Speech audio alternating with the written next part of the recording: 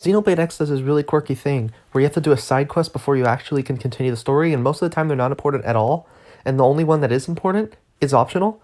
So so basically this one in particular is what pissed me off because it's like 30 minutes long. So you start here and there's a guy like right here and he goes, "Hey, I have a crush and I want to date the crush." And then the character's like, "Okay, so you do a 3-minute cutscene there."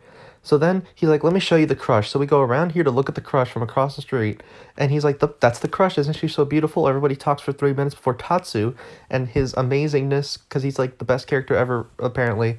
He's like, "Oh, I know the just the rock for romantic people. Look, this is the rock.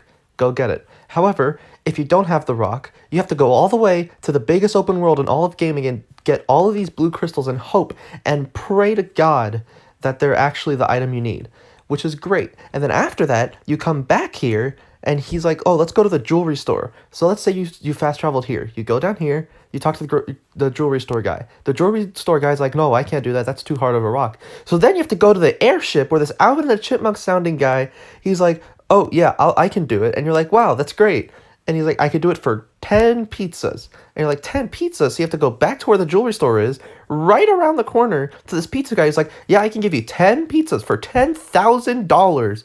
So you give him $10,000 for the 10 pizzas. He's like, "All right, I'll deliver it straight to him." Then you go back to the Alvin the Chipmunk guy and he goes, "Yep, I did it. Here's your jewelry for the crush." And then you go, "Thank you. And the 10 pizzas are being ordered." He's like, "Yep, my kids are already enjoying it." So then you go back here. You go to the crush and you give her the bracelet, and then the quest ends. You have to fast travel 3 times. Actually, not even 3 times.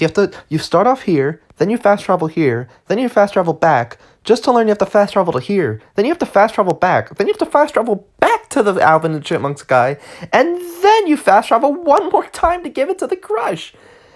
You have to fast travel 1, 2, 3, 4, 5, 6 times. That is at best 6 minutes of loading, at worst like 15 minutes just sitting there waiting for fast travel to load because the Wii U cannot handle the game.